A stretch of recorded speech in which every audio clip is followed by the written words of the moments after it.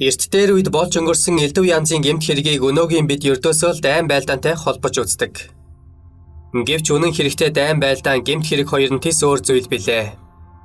Жишээ нь Хубилай хааны ордонд нэг хүн бусдын гарт амиа алдсан байлаа гэж бодоход үүнийг хүн амны гэмт хэрэг гэж үзэхийн оронд нөгөө л дайн байлдаантай холбогдуулж ойлгодог.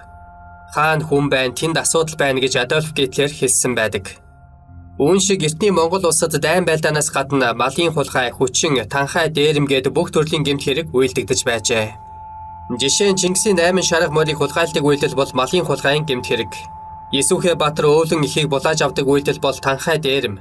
Чингис хаан Бэхтэр дүүгээ харавж алдаг үйлдэл бол насанд хүрээгүй хүүхдийн үйлдсэн хүн амны хэрэг. Бүрт хатан мэрэгдүүдэд булаагдаад жирэмсэн болоод ирдэг үйлдэл бол хүчингийн гэмт хэргийн хохирогч болсон явдал юм.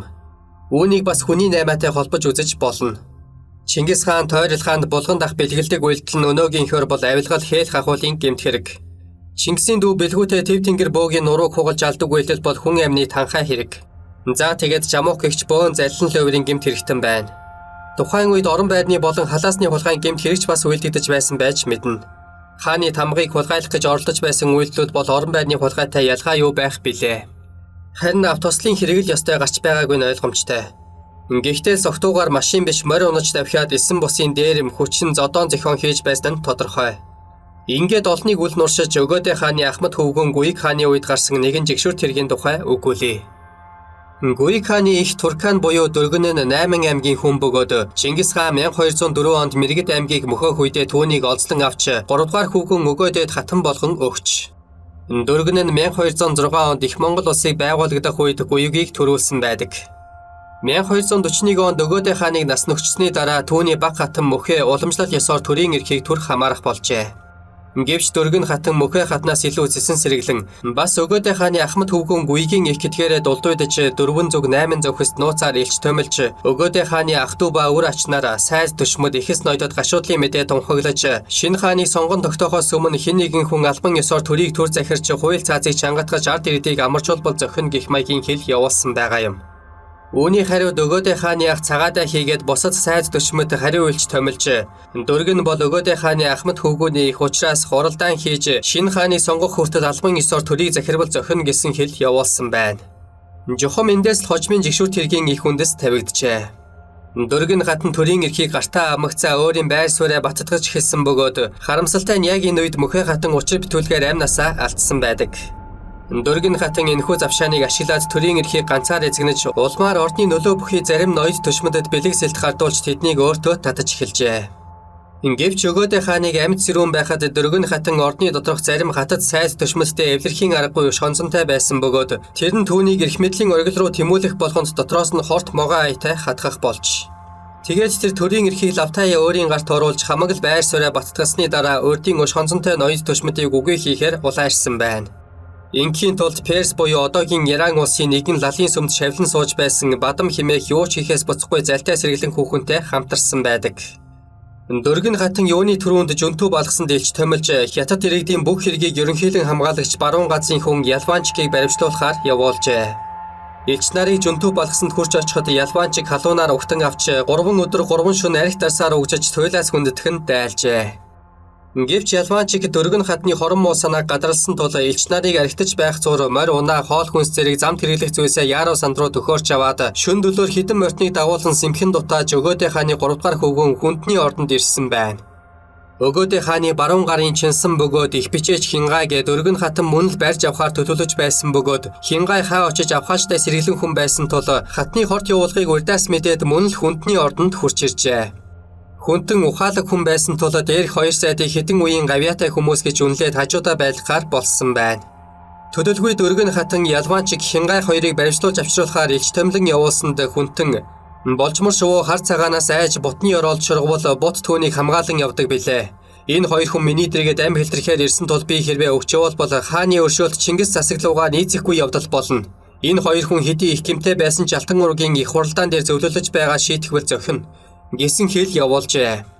Дөргөн хатан дээрх 2 сайдыг буцаан авчиж чадахгүй болсноо мэдмэгцээ Өгөөдэй хааны их төшмөд байсан Имад Мухаммед нарт худал өчөг өгч Ялванчик Хингай хоёрыг хороолохоор улаарч хэлсэн байна. Мөн тэр Бухар Самарканд хотыг захирч байсан Масахат ноёныг хөнөөхөөр шийджээ. Гэвч Мусахад ноён байдал эвгүй болсныг мэдээд тухайн үед Оросыг эзэгнэж байсан Бат хааны дэргэд дутаан очиж биеэ далдалж амжсан байна. Дөргөн хатны өмнөх өш хонзон ийхүү тайлагдаж чадахгүй болсонд тэрээр маш ихээр уурсан хэлэгнэж улмаар бас нэг өш хонзонтноо залхаан зээрлүүлэхээр улайрчээ.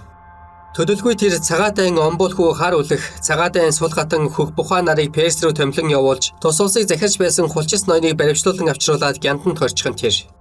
Түүний оронд цагаатайн жиж аргууныг Персийн захирагч болгожээ. Дөргөн хатан ийхүү ордны дотоод гадаад бүхий л эрхийг гартаа оруулсны дараа төрийн эрхийг залтай сэргэлэн Бадам хатнаар голдуу мэдүүлэх болсон байна. Бадам нөгөөдөө хааны үеэс эхлээд дөргөн хатанд зориуд ойртож итгэлийг нь олж аваад улмаар төрийн төшмөдийг хорлон алж эхэлсэн нүгэлт эмэгтэй бөгөөд мөнөө хайм золбон зүгтаагаад байсан Ялванчик, Хингай, Масугаад нарт бүгдд нь хор өгч хөнөөсөн гэдэг. Хаах холын Перс Орос зэрэг улсад байсан ноёдыг ийхүү сэмхэн хөнөөхийг бодоход дөргөн Бадам нарын гар их урт байсан нь ойлгогдож байна.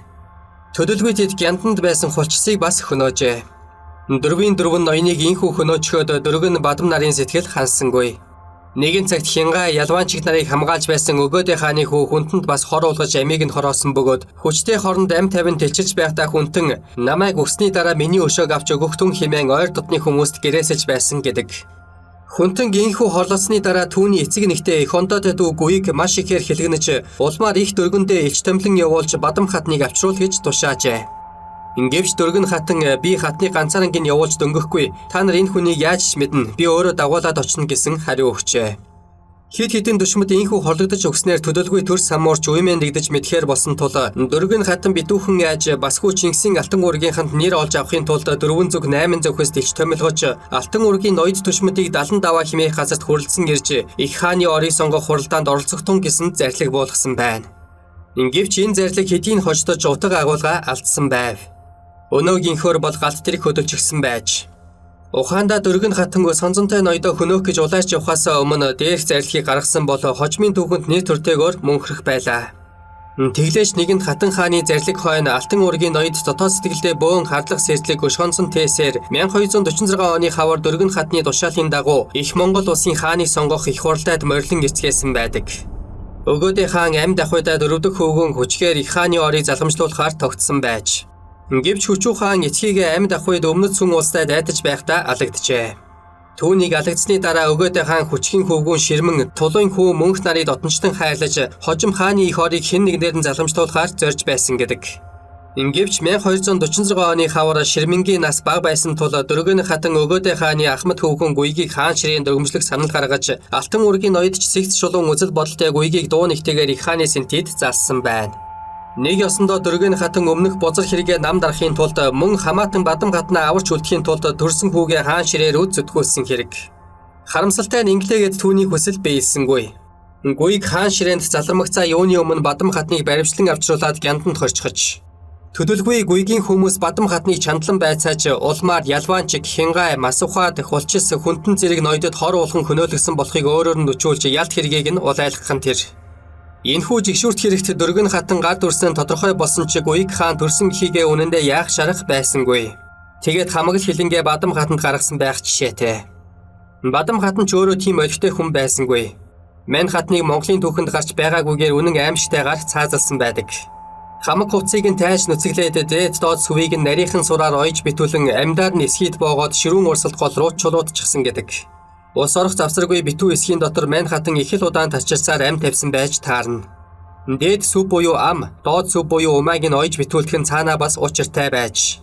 Үүнээс хойш түүнээс хойш хэн нэгэн нүгэл тэм дахиж бүү ховж ив хорон өгц хуйлгаж ноёдыг үхэлд хүргээсэй хэмээн амийг нь ойж энэ мэтийн бузрын эмийн дороос нүгэлт хүмүүн дахиад бүү төрөөсэй хэмээн умайг нь ойж битүүлсэн гэх бөгөөд үнэхээр ч хойшид Монголын түүхэнд Бадам хатан шиг төрийг болонгортуулсан нүгэлт тэм төрж байсангүй. Энэхүү аимшигт цаазлалтын тухай дөргөн хатан дуулж сонсоод тэсвэрлэхийн аргагүй хэлэгнэн бухимдаж бас харуулсан шаналж байсаар төдөлгүй нас барсан гэдэг. Уг нь амьдтаа төрсөн хүүгээ хаан ширээнд залсан их хүн туйлын баясгалантайгаар амьдарч байгаад лямхаа мэт алгуур хумбих ёстой байлаа. Ингэтэл дөргөн хатан урд үйлсэн уйлынхээ цалманд оосрлогдож улмаар хэлэгнэл бухимдал харуулслын дээд зэгтээ тулж зүрхэн хагараад талилсан байгаа юм. Тэрээр 1241-ээс 1246 он хүртэл Монголын төрийг 5 жил барьсан бөгөөд дөргөн хатны төрийг төр засч байсан үеийн байдлыг Юан улсын шастерт Ард олны хүчтийнхээ барагдаж аж төрхийн аргагүй болов. Төрийн хууль самууч дэглэм сулраад ардын сэтгэлийг алдав. Өгөөдөө хааны үеийн өршөөлт засаг үгүй болж замхрав. Химэн тэмдэглэн үлдээжээ.